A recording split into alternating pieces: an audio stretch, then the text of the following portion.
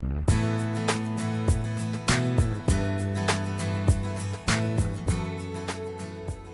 heard that you just signed up for an online course through the Texas Virtual School Network. Listen up because we've got some great study tips. To be successful in online learning, one of the most important study skills is knowing how to Communicate with your instructor and online classmates. In some online courses, you may never see your instructor or the other students. This is really different when you're used to talking face-to-face, like in a traditional classroom. And because it's online, you might think taking this course is going to be easier. Not so. Like we said, it's just different. You still have lots of reading, written exercises, research papers, and tests. That's why it's so important to communicate with your online instructor and the other students.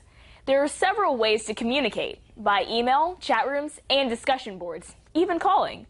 Online instructors monitor your activity and will email you with progress reports, concerns, or questions. So check your email daily. If you aren't logging on, completing work, or responding to your messages, your instructor might think you're not interested in continuing the course. Now, one thing about email, it can waste a lot of time.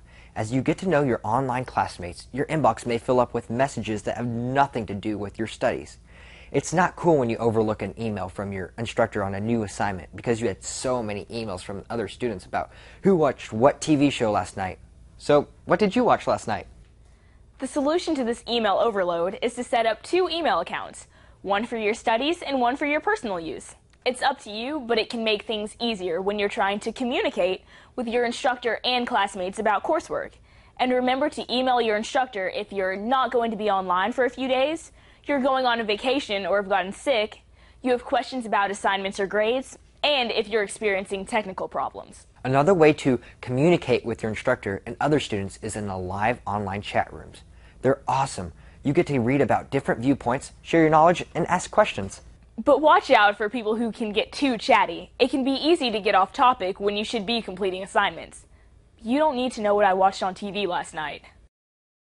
Discussion boards are also really important for communicating with your online instructor and other students.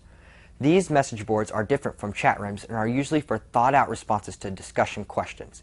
It's easy to follow the thread of the messages as they're usually saved.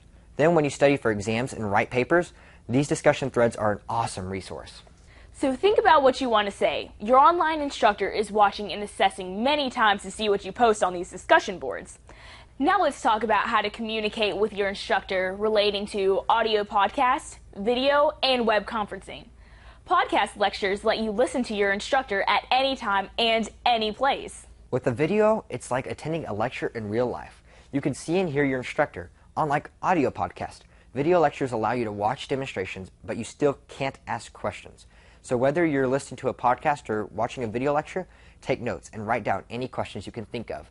Communicate your questions to your online instructor during a chat session or by email. Web conferencing is another really cool way you might learn in your online course. You may talk with your instructor in real time, and in some cases be able to see your instructor on screen and chat using headsets. Just don't get nervous and forget what you have to say, like I did once. Be prepared. Check out the program ahead of time and log in a few minutes early. That way you can communicate with your instructor. No problem. As we wrap up our online study skills tips to help you communicate with your instructor and your online classmates, remember to participate by email, in chat rooms, and on discussion boards. Make your contributions meaningful, respectful, and efficient. Now let's learn online. Piece of cake.